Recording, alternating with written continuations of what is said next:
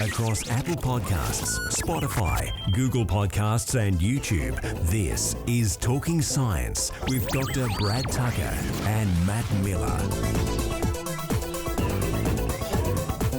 Well, Brad, our last topic for the week is a very bizarre white dwarf star. Tell us about it. Yeah, so white dwarf are the old stars, something our sun will be in 5 billion years. Now, lots of stars are in binary systems, two stars orbiting around each other. And usually what happens when two white dwarfs orbit around each other and they crash into each other, they explode, something that myself and others have worked on and discovered that this can happen. But in this case, it's believed that two white dwarfs kind of just merged together to form a really bigger, funkier white dwarf, which was not really thought possible. It's pretty close to Earth. It's only 150 light years away. Yeah, white dwarfs are small, they're faint, so they're really hard to see. So this one is actually relatively close. And the amazing thing about it is because it's so close, it can be studied and you can actually measure a bit of the composition. So it doesn't have a lot of hydrogen or helium, which we expect from a white dwarf because it's kind of just a remnant iron core for the most part. It has quite a bit of carbon and it has some other features and it's also moving very fast. So clearly something happened with the star to make it funny.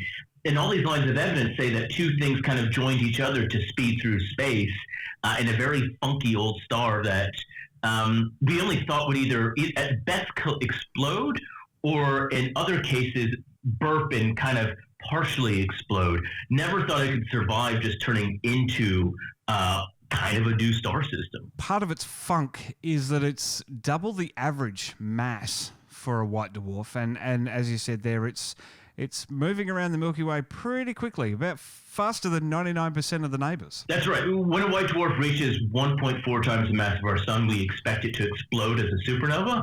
It's kind of like this universal sustainability limit. So most white dwarfs are much smaller, and we do know white dwarfs can collide and become bigger than that and explode. But this definitely was on the smaller side, and two independent smaller ones. Not sure of exactly what size, but we can measure the combined mass. So lower than that explosion limit, but also lower than just a limit to partially explode and actually become quite heavy. So really, really interesting in terms of this new star system that we just didn't think existed. And as you said, these white dwarfs are really faint, even though it is close. So how does that, what troubles does that create for observing this star and learning about its secrets? Yeah, look, it becomes really tricky because if you really want to measure the composition of the star, look at other colors, you need a big telescope and you need fainter light. And so that means it's just harder to study. The brighter something is, the more different telescopes and the more specific you can see.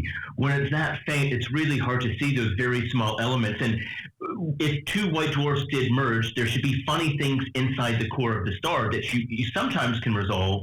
But in this case, they need a really big telescope, one of the biggest we have on Earth, to stare at it for a very long time. And it just means it's more complicated. And the one thing that I love here is that, as we've talked about, it's something else has happened beyond what we thought normally happens. So the studies are going to be very interesting. The findings are going to be very interesting. Yeah, sun-like stars are common, and we know sun-like stars host planets, and these are sun-ish-like stars that form this white dwarf. And so what would be the history of that solar system and the planets around it, and what's happening with it now? If those two white dwarfs didn't explode and they just expanded, those means the planets could still survive around it.